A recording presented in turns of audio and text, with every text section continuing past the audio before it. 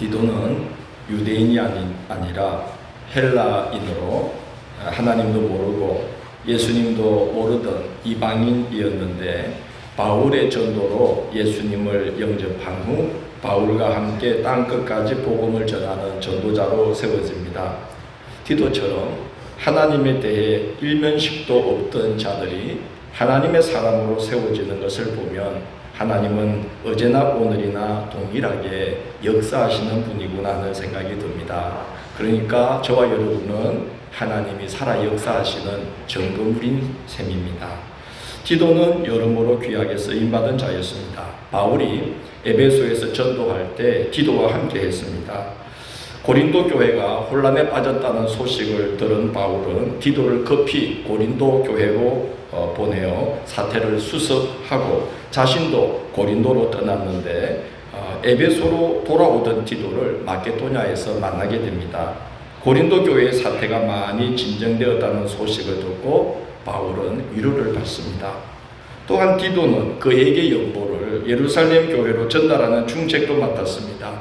교회들의 모교회인 예루살렘 교회가 기근으로 어려움에 처하자 바울은 자신이 세운 교회들에게 십시일반으로 헌금을 해서 예루살렘 교회를 돕는 연보를 하자고 제안하였는데 고린도 교회가 미적거리자 디도를 보내어 연보를 독려하고 그에게 연보에 대해 아무도 비방하지 못하도록 디도를 포함해서 몇 사람을 연보 전달자로 세우겠다고 고린도 교회에 알립니다. 디도는 그에게 연보를 맡겨도 가타부타 이의를 제기할 사람이 아무도 없을 정도로 신실한 자였던 것입니다. 사도행전 15장을 보면 바울이 바나바와 함께 디도를 데리고 예루살렘 교회를 방문하는 장면이 나옵니다. 그때 디도는 바울과 바나바와 함께 안디옥 교회를 섬기고 있었는데 예루살렘 교회로부터 온 할례파와 율법주의자들이 완전한 구원을 받으려면 복음만으로는 부족하고 할례를 받아 하나님의 백성된 표를 몸에 지니고 있어야 한다고 주장했습니다. 안디옥 교회 성도들이 혼란에 빠지게 되자 안디옥 교회는 예루살렘 교회의 사도들에게 그 문제에 대한 확답을 받기 위해 교회를 대표하여 몇 사람을 예루살렘 교회로 보내게 되는데 그 중 한 사람이 바로 디도입니다. 지난 주일 말씀을 나눌 때 디모데후서 4장 10절 11절에서도 디도가 잠깐 언급되는 것을 우리가 봤습니다. 데마는 이 세상을 사랑하여 나를 버리고 데살로니가로 갔고 그레스게는 갈라디아로 디도는 달마디아로 갔고 누가만 나와 함께 있느니라는 구절이 생각나실 겁니다. 데마가 바울 곁을 떠난 것은 세상에 미혹당하여 신앙을 버렸기 때문인데 디도가 바울을 떠난 것은 복음을 전하려고 달마디아로 갔다는 말입니다. 달마디아는 달마시아라고도 불리는데 여러분 아마 몸에 얼룩얼룩한 까만 점이 많은 개 아실 거예요. 요즘 개라 그러면 또 사람들이 뭐라 그럽니까? 강아지. 그 이름이 뭐죠? 달마시안. 그 달마시안이라는 강아지 개의 그 원산지가 바로 이 달마시아예요. 요즘 우리가 전에 꽃보다 누나라는 연예 프로그램을 통해서 잘 알려진 곳입니다.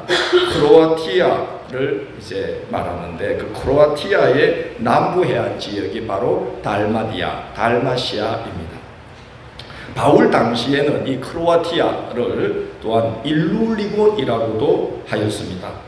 로마서 15장 19절을 보면 바울이 이렇게 말합니다. 내가 예루살렘으로부터 두루 행하여 일루리곤까지 그리스도의 복음을 편만하게 전하였노라고 말합니다. 바울이 크로아티아에 복음의 씨를 뿌렸는데 디도가 뒤이어 복음의 씨를 뿌렸다는 겁니다. 디도의 뒤를 이어 또 누군가 복음의 씨를 뿌렸겠죠. 이 일은 한 나라의 운명을 완전히 바꾸어 놓았습니다. 나이 드신 분들 중에는 유고슬라비아라는 나라 혹시 이름이 기억나실지 모르겠습니다. 올림픽 열리면 체조를 휩쓸던 나라 아닙니까? 이 크로아티아가 소련 연방 국가로 합병되면서 유고슬라비아가 되었어요. 당시 소련은 교회 말살 정책을 폈는데 그 와중에도 유고슬라비아는 신학교를 끝까지 지켜냈다고 합니다. 그래서 주변 공산국가의 교회들이 젊은이들을 유고슬라비아로 보내어 성직자의 대가 끊기지 않게 했을 정도로 크로아티아는 교회의 뿌리가 견고하게 되어진 나라가 되었던 것입니다. 바울이 일루리곤의 복음을 전하고 또 그 남부 지역 달마시아에 디도가 뒤를 이어서 정착해서 복음의 씨를 뿌리고 그렇게 계속 복음의 씨를 뿌리셨던 그 지역 일루리곤, 그 크로아티아에 그렇게 견고한 교회의 역사가 자리 잡게 되었다는 거죠. 그렇기 때문에 전도의 열매가 당장 보이지 않더라도 우리는 전도와 선교에 힘을 쏟아야만 합니다. 전하고 기도해 매일 정인 되리라. 그러다 보면 이런 역사가 일어나는 것입니다. 디도가 달마디아로 가기 전에 사역을 했던 곳이 바로 그레데 섬입니다. 오늘날의 크레타서입니다. 오늘 본문 디도서 1장 5절에 그 사실이 이렇게 기록되어 있습니다. 내가 너를 그레데에 남겨둔 이유는 남은 일을 정리하고 각성의 장로들을 세우게 하려 함이니라고 말합니다. 사도행전의 마지막 장면을 기억하시죠? 바울이 복음을 전하다가 체포되어서 예루살렘에서 로마로 호송되어 밀결수 상태의 제수 신분으로 2년간 연금 상태로 있으면서 이제 찾아오는 자들에게 복음을 담대히 전한 이야기로 사도행전은 끝을 맺습니다. 이후에 바울은 재판을 받고 무죄로 풀려나 다시 체포되어 순교하기까지 약 5년 정도를 자신이 세운 교회들을 다시 방문하고 당시 세상의 끝으로 알려졌던 스바나, 저 스페인까지 가면서 지중해 일대에 두루 복음을 전하였는데 그때 바울은 디도와 함께 그레데 섬에 가서 복음을 전하여 교회를 세운 후 디도에게 교회를 맡긴 겁니다. 이 그레데 교회를 맡은 디도가 사명을 잘 감당하도록 바울이 목회적인 권고와 격려를 담아 편지를 보내었는데 그 편지가 바로 뭡니까? 디도서가 되겠습니다. 자, 이제 디도의 행적이 머리에 그려지시죠. 안디옥, 예루살렘, 고린도, 마케도냐, 로마, 그레데, 달마디아. 바울이 예수님의 부르심을 따라 복음의 씨를 뿌린 곳을 디도가 뒤이어가면서 복음의 씨를 뿌려서 지중해 일대가 복음화가 되었고 이 복음의 씨를 뿌리는 일들이 계속해서 이어지면서 복음이 함양 땅까지 이른 것을 생각하면 우리가 내딛는 한 걸음이 얼마나 중요한지를 다시 생각하게 됩니다. 디도가 씨를 뿌린 지 1800년이 지난 어느 날 놀라운 일이 시작됩니다. 몇 년이 지났다고요? 예, 여러분 좋나 안 좋나 확인한 거예요. 1881년 4월 경상도 땅에 감리교 목사 하디가 첫 발을 내디뎌요. 그는 부산에 도착을 해서 서울을 거쳐 원산, 평양 올라가면서 이제 복음을 전하면서 평양 대부흥운동의 기폭제가 된 분이 감리교 목회자인 하디입니다. 그로부터 10년이 지났는데 1890년에 이번에는 선교사 데이비스가 거꾸로 서울에서 한반도를 종단하면서 복음을 전하면서 내려오기 시작했는데 그분이 서부 경남으로 들어왔는데 하동 완사를 거쳐서 진주로 갑니다. 완사가 어딘지 아시나요? 예, 거기 가면은 삼겹살 되게 맛있게 하는 집이 있습니다. 저 옥정, 그리고 거기 저 옥정에서 순천 가는 잠깐만 나가면 거기가 완사인데 데이비스 선교사님이 그렇게 또 종단하면서 내려오면서 함양 근처를 이렇게 지나간 거예요.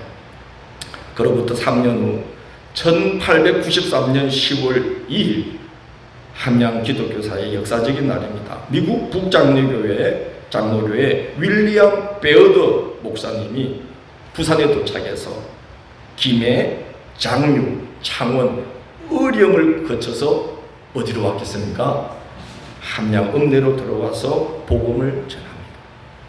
그로부터 13년 후 1906년에 이제 한국인이 복음을 전하기 시작했습니다. 있습니다. 선교사님들이 복음 전하라고 성경 나눠주라고 세운 분들을 당시에 뭐라 그랬냐면 조사라고 그랬어요. 함께 볼까요? 조사. 네, 뭐 조사하는 조사가 아니고 이게 무슨 말씀 전하는 사람으로 조사를 세웠는데, 김주관 조사가 함양 화산리에 와서 교회를 세웠대요. 근데 그게 지금 어느 교회인지 알 수가 없어요. 이듬해인 1907년에 현재 안의 교회인 봉산교회를 세우셨어요. 이어서 현재 수동교회, 수동장로교회인 사근교회를 세우고 1908년에 함양교회가 세워집니다. 이후에 복음의 역사는 끊이질 않아가지고 호주 장로교회가 3명의 선교사를 서부 경남 지구를 세우고 맡겨요. 이름이 크렐, 맥크레, 켈리인데 이분들은 얼마나 한국을 사랑했는지 이름을 한국식으로 바꿨어요. 크렐은 거열휴, 맥크레는 맹호훈, 그리고 한 분이 누구죠? 켈리는 이름을 길아각으로 개명을 해서 복음을 전하기 시작했어요. 1912년 11월 놀라운 일이 생겼습니다. 드디어 한국인 목사가 함양에서 목회를 시작한 거예요. 1912년 11월 지금 함양교회의 한국인 최초의 목사 황복이 목사가 담임 목사로 부임하면서 함양 지역의 교회 역사가 본격적으로 시작되었습니다. 그리고 복음의 역사는 끊이지 않아서 그로부터 75년 후에 함양 기독교 역사의 한 획을 끊는 역사가 시작됩니다. 1987년 3월 16일 함양 제일교회가 세워집니다. 제가 이렇게 장황하게 우리 함양 기독교사를 잠깐 여러분에게 소개한 이유는 바울의 뒤를 이어서 디도가 복음을 뿌린 그 씨앗을 뿌린 일이 우리 교회가 세워진 일과 무관하지 않다는 거예요.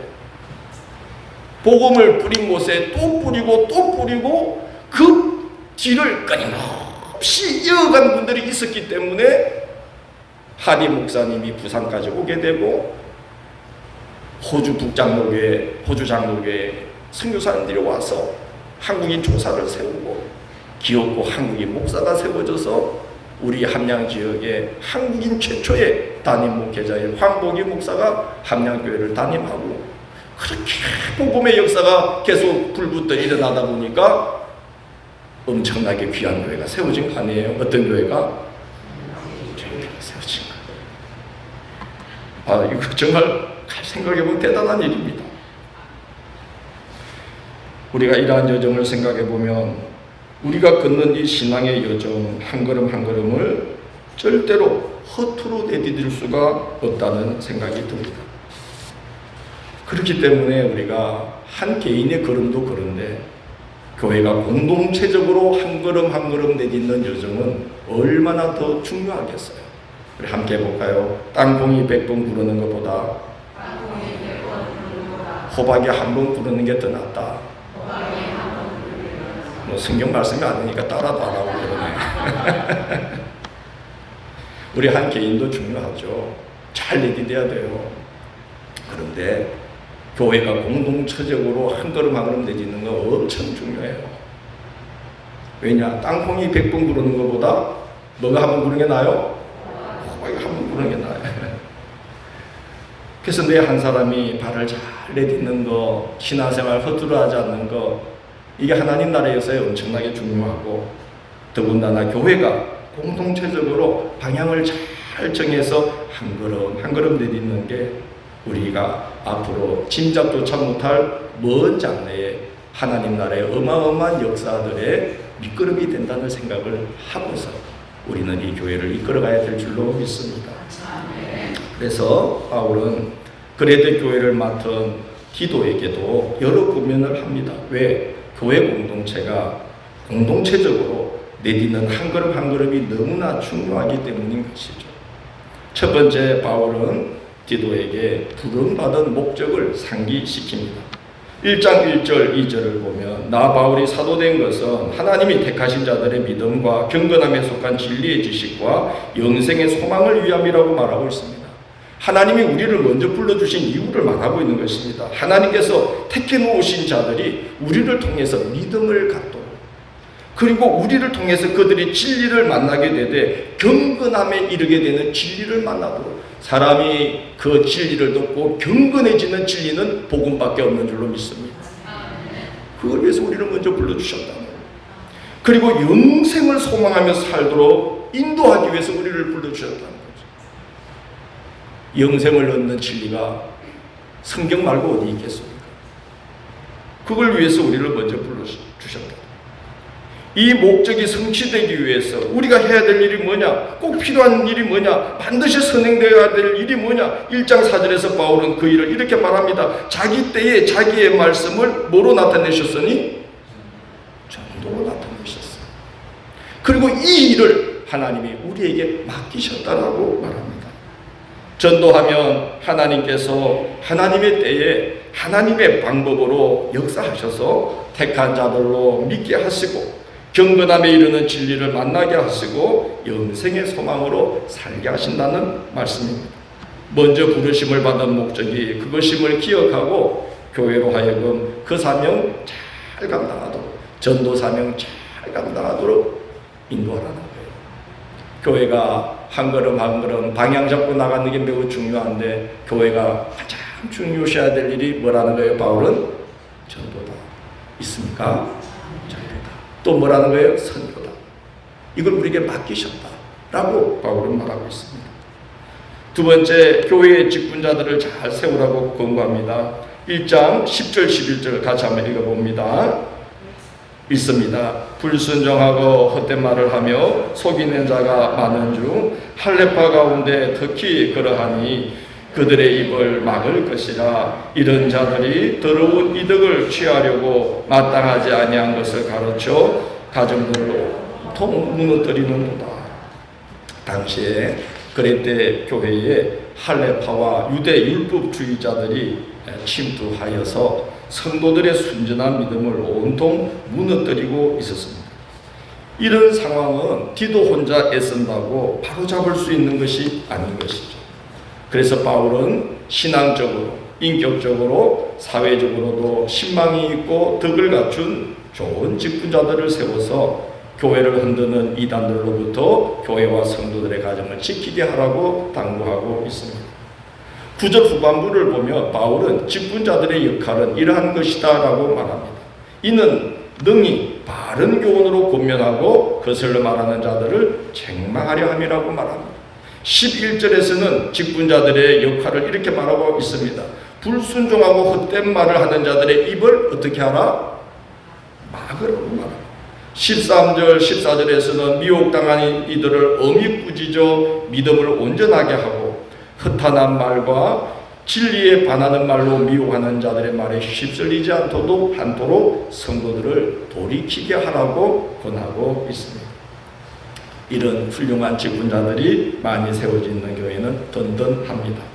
시편 119편 165절은 이런 말씀을 합니다. 주의 법을 사랑하는 자에게는 큰 평안이 있으니 그들에게 장애물이 없으리로다 라고 말합니다. 한번 같이 해볼까요? 주의 법을 사랑하는 자에게는 큰 평안이 있으니 그들에게 장애물이 없으리로다. 시편 119편 165절 말씀이에요. 여러분 여쭤볼게요. 장애물이 없는 인생이 있습니까? 없어요. 여쭤볼게요. 장애물이 없이 순탄하게 순항만 하는 교회가 있을까요? 없습니다. 인생이나 교회나 신앙 여정이나 장애물이 없을 수가 없어요. 장애물 없이 평탄하게만 흘러가는 교회, 그런 신앙 여정, 그런 인생 없습니다. 크고 작은 어려움과 시험을 직면하게 되는 것인데, 교회적으로 보면 작은 일도 큰 일로 불거지는 교회가 있는가 하면 큰일 날 것만 같은 상황에서도 교회가 평안을 되찾고 든든하게 세워져가는 교회가 있습니다. 이 차이가 뭐겠습니까? 주의 법을 사랑하는 자들이 많이 세워진 교회는 어려움이 있어도 장애물이 없는 듯 평안 중에 든든히 세워져 가는 것입니다. 왜냐하면 문제들을 끌어안고 기도의 밀실로 들어가서 잠잠히 하나님의 도우심을 간구하기 때문에 하나님께서 함께 하셔서 장애물이 있는 중에도 큰 평안을 주셔서 장애물이 없는 듯 교회가 자리를 잡아가게 되어 있습니다. 신앙의 여정을 그렇게 걸어갈 수 있도록 하나님이 도와주신다는 겁니다. 그래서 바울은 디도에게 주의 법을 사랑하고 기도에 힘쓰고 그 사명이 무엇인지를 알고 주의 교회를 지키는 훌륭한 직분자들을 많이 세워라. 그래야 그 위기를 넘길 수 있다. 그렇게 부탁을 합니다. 셋째로 성도들로 하여금 하나님의 영광을 드러내는 삶을 살게 하라고 당부합니다. 우리의 삶이 세상 사람들과 구별되어야 하는 이유를 바울은 이렇게 말합니다. 2절을 보면 그 끝부분에 이렇게 말하죠. 이는 하나님의 말씀이 뭘 받지 않게 하려 함이라 비방을 받지 않게 하려 함이라. 2장 8절을 보면 이런 말을 합니다. 이는 대적하는 자로 하여금 부끄러워 우리를 악하다 할 것이 없게 하려 함이라고 말합니다. 2장 10절을 보면 이는 범사에 우리 구주 하나님의 교훈을 빛나게 하려 함이라고 말합니다. 세상 사람들이 우리를 대하면서 우리가 성경 많이 본다고 놀라지는 않아요. 교회가 크다고 와 그러지 않아요. 우리가 무슨 흔한 일들을 많이 한다고 관심도 없어요. 우리를 개인적으로 그들이 만날 때 야, 교회 다니는 사람이 뭔가 좀 다르네. 이런 말, 이런 행동, 이런 태도를 보일 때 그들은 교회 다니는 사람이 다르구나. 그렇죠. 그래서 우리가 하나님의 영광을 드러내는 삶을 살도록 그렇게 교우들을 지도하라고 바울은 디도에게 부탁하고 있습니다. 그래서 바울은 각 세대의 남녀들이 빠져들기 쉬운 여러 위험성을 이제 경고하면서 각 세대의 성도들이 갖춰야 할 신앙의 덕목을 쭉 소개를 합니다. 늙은 성도들에게는, 늙은 남자 성도들에게는 절제, 경건, 신중함, 사랑과 인내를 부탁하고, 늙은 여자 성도들에게는 모함하지 말 것과 많은 술에 종이 되지 말 것, 그리고 젊은 여자 성도들을 잘 지도해서 그들로 하여금 순전한 믿음으로 가정을 잘 돌보게 하라고 부탁하고, 젊은 남자 성도들에게는 바른 교훈을 따르고 단정하게 행하며 건전한 말을 사용하게 할 것을 지도하라고 당부합니다. 바울이 이렇게 당부하는 이유는 우리가 예수 그리스도의 그 큰 은혜의 빚을 진 자들이기 때문에 빚진 자의 심정으로 우리는 잘 살아야 된다고 말을 하고 있습니다. 2장 14절을 함께 보겠습니다. 읽습니다. 그가 우리를 대신하여 자신을 주심은 모든 불법에서 우리를 속량하시고 우리를 깨끗하게 하사 선한 일을 열심히 하는 자기 백성이 되게 하십니다. 우리가 속량받았다고 말합니다. 아들을 대신 주심으로 속량받았다. 속량은 속전을 받고 풀어주는 것을 말하는데, 우리가 영벌에 처해질 자들이, 죄로 말미암아 영벌에 처해질 자들이 영생으로 인도함을 받는 이 속량은, 그 속전의 값은 사람으로서는 치를 수가 없다고 성경이 말합니다.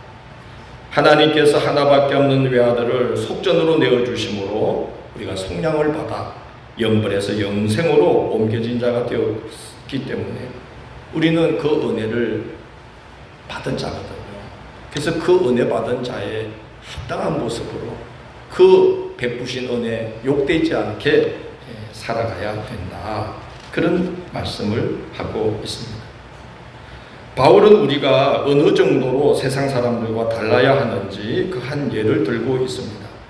3장 1절을 보면 이렇게 말합니다. 너는 그들로 하여금 통치자들과 권세 잡은 자들에게 복종하며 순종하며 모든 선한 일 행하기를 준비하게 하라고 말하고 있고, 3장 2절에 보면 아무도 비방하지 말며 다투지 말며 관용하며 범사의 온유함을 모든 사람에게 나타낼 것을 기억하라고 말하고 있습니다.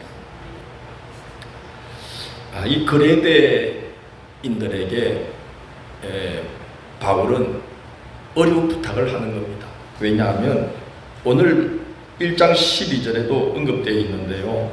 그레데인 그러면 그 자체가 거짓말쟁이, 악한 사람, 게으름뱅이 이걸 뜻하는 고유명사처럼 쓰였다고 그럽니다.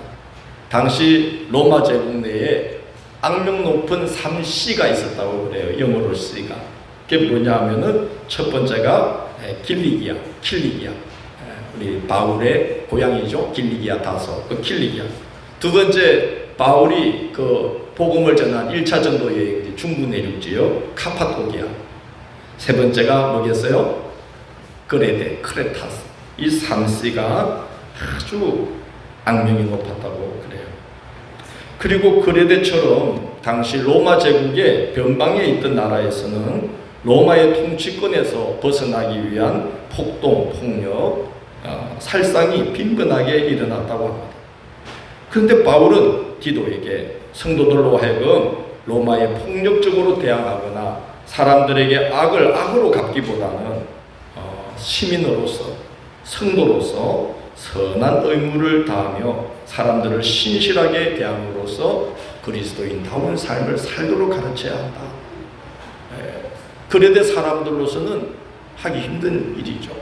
매일 폭동이 일어나고 로마에 대항하느라고 폭력을 일삼고 있었던 상황이었는데 그러지 마라. 권세자들에게 복종해라. 시민으로서의 역할을 성실히 다하라 라고 부탁하고 있습니다. 이는 예수님이 우리에게 하신 말씀을 따라가라는 권고입니다. 예수님은 이런 말씀을 했습니다. 너희에게 겉옷을 달라는 자에게 속옷도 내주고 오리를 가자고 하는 자에게 힘도 가져. 이건 그냥 듣기 좋은 말이 아니에요. 당시에 로마 제국은 그 군사들이 사람들을 많이 탈취했어요. 그래서 겉옷을 탈취할 때에 막 폭력적으로 대하지 말고 순순히 주되 뭐까지도 속옷까지도 내주는 태도를 취하라는 거예요. 당시에는 강제 노역을 많이 동원됐습니다.